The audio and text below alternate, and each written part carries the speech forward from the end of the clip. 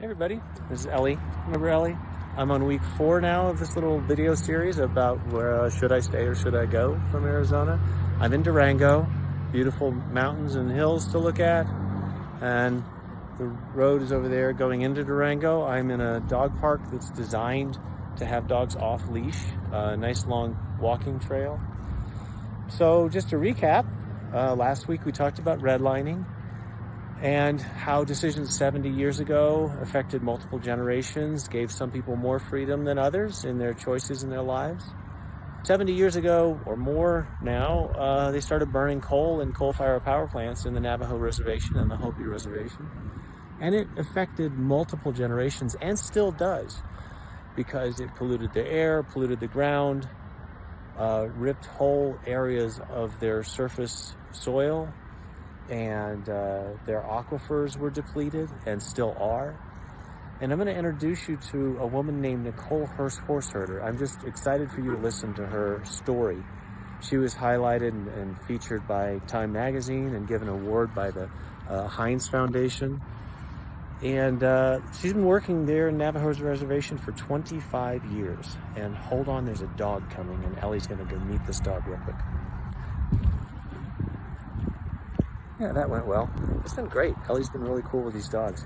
So anyway, she's been working in the Navajo reservation for 25 years, and she has a lot of great insight about what that's like. And I feel like a lot of folks don't really think about where their energy comes from, especially in this situation. And so it is worth hearing from her, and we'll just let her do the talking. I had hoped to interview her in person in Flagstaff or on the Navajo reservation, but we had delays with the van. You know all about that, and so I did it via Zoom. And have a listen, and let's check in again at the end.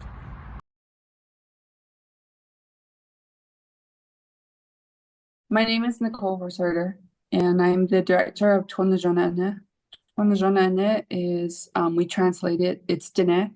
We translate it to mean Sacred Water Speaks, and our organization began back in 2001, in response to Peabody's excessive use of the Black Mesa groundwater. The way that Peabody was using the groundwater was impacting the natural springs and seeps all across Black Mesa. And we were losing our water sources across Black Mesa. The impacts were coming from Peabody's use of the groundwater, not only for the slurry line, but also just for general operating use at the mine. And Peabody Western Coal Company operated 2 mines at the time, the Canta mine and the Black Mesa mine. Today, of course, it's now nearly 25 years since I started doing this work, and the mines have shut down. So now it's nearly 4 years after mining has stopped on Black Mesa, and we're still dealing with fossil fuel companies wanting to operate, on Navajo lands, especially in the Four Corners region, and take advantage of what they see as a vast amount of Navajo lands that are, quote, unused, and wanting to put pipelines in place and power lines and other industrial, type infrastructure. So we are doing the work that we have always wanted to do, which is just transition work.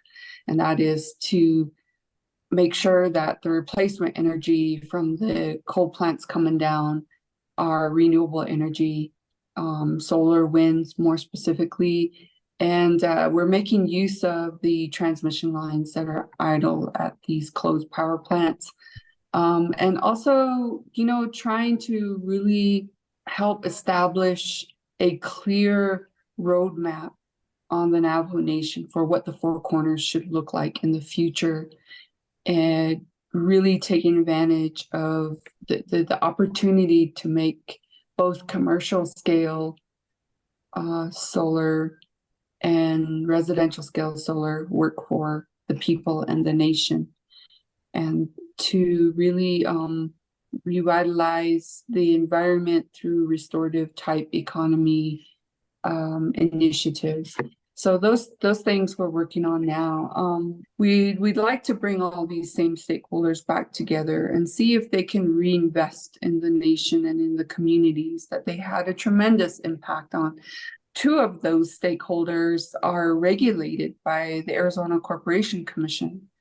And with our Arizona partners, we were able to intervene. And, this led to the opportunity to really have a chance to sit down with the utilities and really just tell them face to face that these are the things that we think are needed as far as just transition, but also have that opportunity through the ACC rate cases, what we envision as an appropriate just transition for the Navajo Nation, these places on the Navajo Nation that have been deeply impacted by both Arizona Public Service, APS, and Tucson Electric Power, TEP. It sounds like what you were asking was for ratepayers to pay a small amount, $1 or $2 on an electric bill to help remediate this injustice, but also for the shareholders of those utilities to kick in as well. Is that what you were asking for? Yeah, it's not an uncommon thing. It's not unheard of for utilities to invest in the communities in which they operate projects, especially big projects like the Navajo Generating Station. The Navajo Generating Station was 2,250 megawatts. It was diverting an enormous amount of water to central and southern Arizona so that they could, those cities could thrive and grow. And it all started on Black Mesa, my homeland. So what we're asking is a small reinvestment into the communities that have dedicated so much of not just their lands, but critically their water sources and their great deal that utilities got. And they were able to turn that around and sell cheap energy to all their ratepayers across the state of Arizona.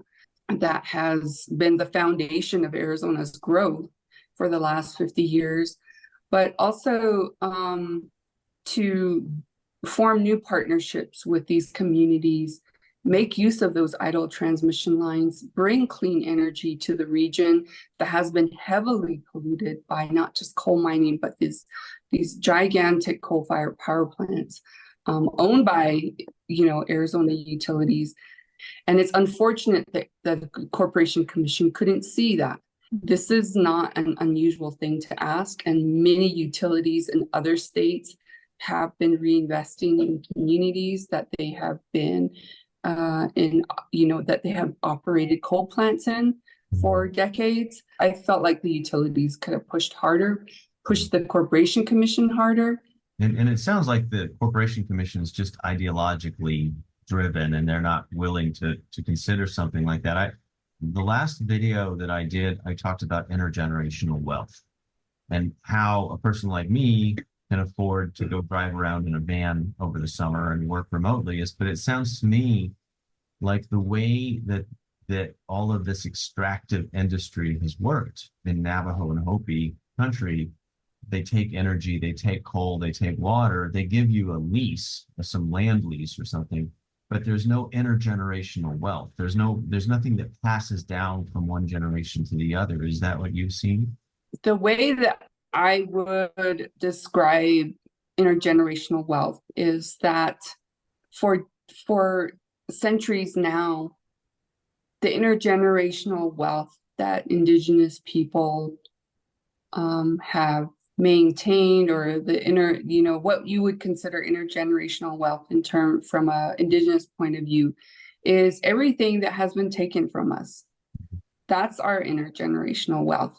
We were stewarding, the various the corners of this country that we now call the United States. What changed is that, you know, colonization, you know, happened and that basically took land, took water, took resources, on the premise that nobody owns it. And since indigenous people are not, quote, using it through their eyes, that it was something that they could just take. And that's completely, that's the reason that we've lost our intergenerational wealth.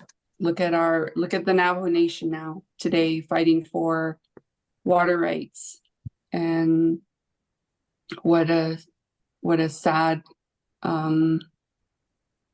issue that's come up to be. They're not even in control, or they're not even able to access any of the rivers the same way that we used to. That's where our intergenerational wealth has gone, to the utilities and to the industry. So I'm still here with Ellie. She took off to go say hi to that dog again for some reason. She's so good. I hope you enjoyed the interview with Nicole Horseherder. Her organization, I'm going to butcher the name, is Tonajonaani.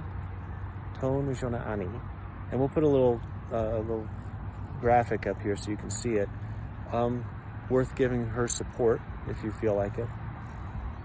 I hope you learned a lot. I learn something from her every time I talk to her.